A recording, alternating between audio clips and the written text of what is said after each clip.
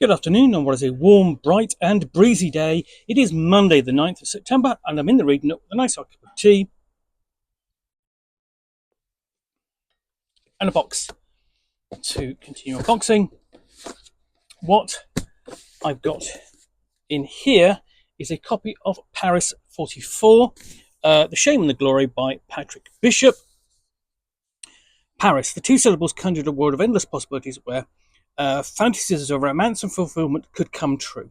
It was a self-proclaimed capital of freedom and tolerance, the very things the Nazis wanted to smash to pieces.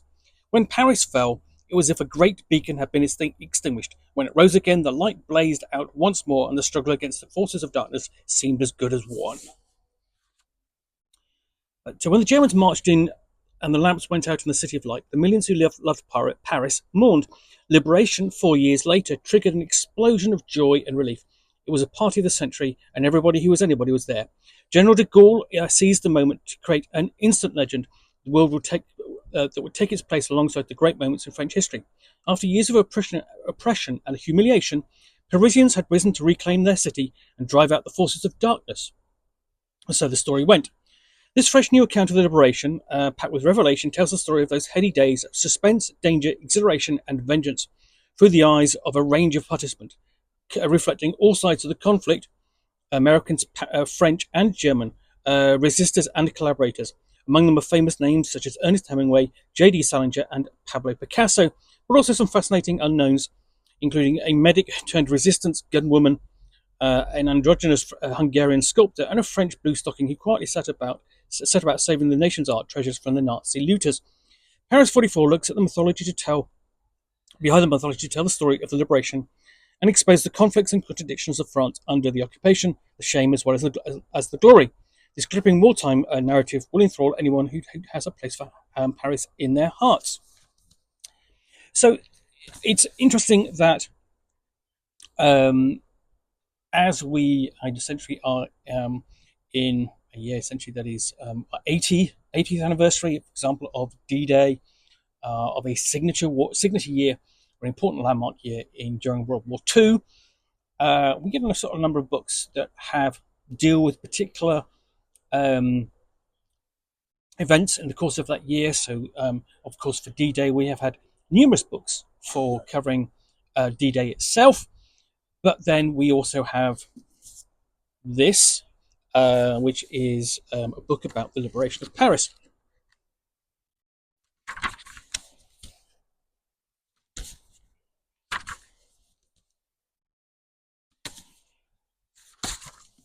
So I've got the contents page,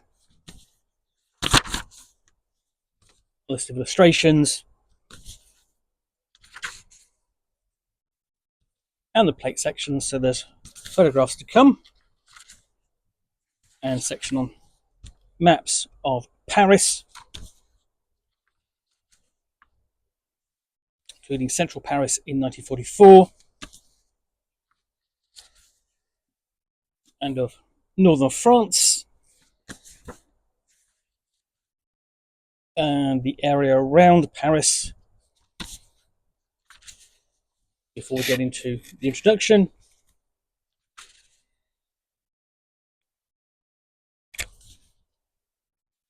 and the prologue about the diabolical tourists, including specifically, obviously refers to Hitler, and there he is posing in sight of the Eiffel Tower.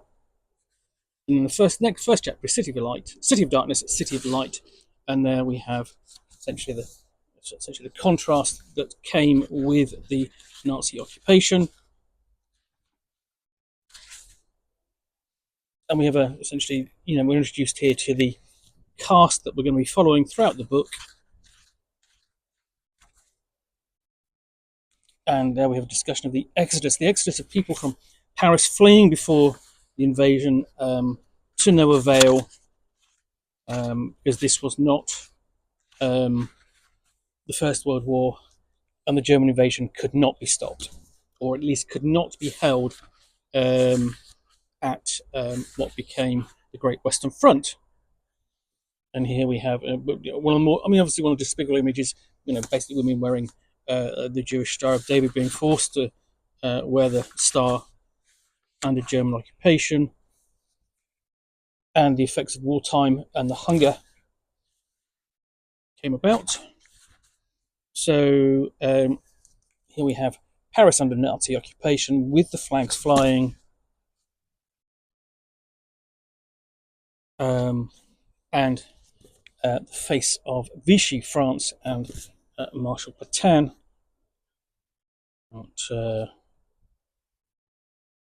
And the idea that Germans were soldiers were promised jeder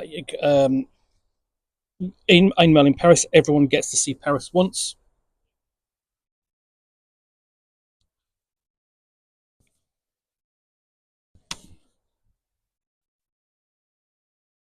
And so on various shots of Paris under occupation. There you've got an image of de Gaulle,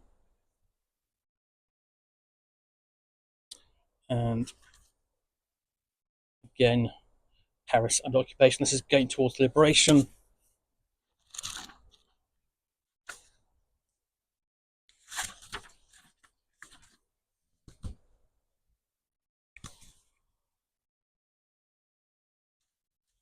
Going into the countdown into essentially the approach and retaking of Paris by the Allied forces.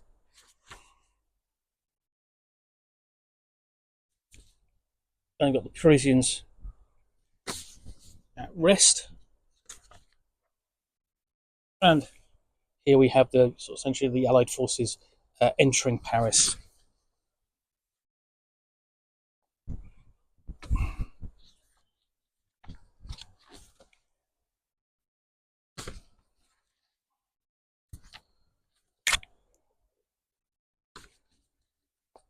And essentially at 26th August Victory Parade sets off down the Champs-Elysees with the Arc de Triomphe behind them.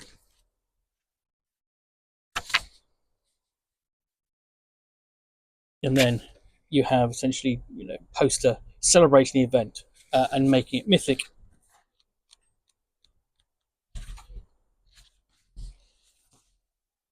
So we also have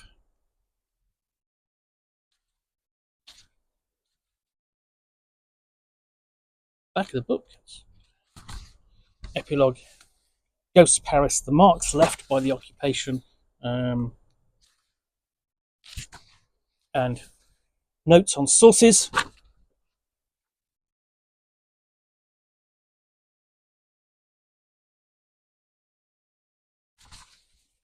Acknowledgements, and an index. No footnotes, though, that I can see. And lastly, of course, inside back cover blurb and photo. So that is Paris 44. It's going to be interesting to see, to read, because it's telling a different story to the one that we typically think of when we think of the liberation of Paris. And Charles de Gaulle, proudly striding into the city to reclaim it after directing the Free French forces for the past 4 years or so. So I will add that to the reading pile.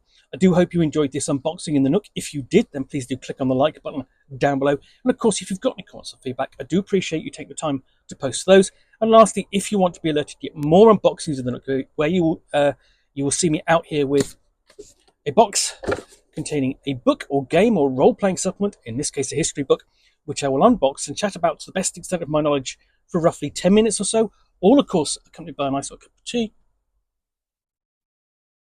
then please do click on the subscribe button down below. Thanks again for watching another unboxing in the Nook. I will be back again soon with another one. Bye for now.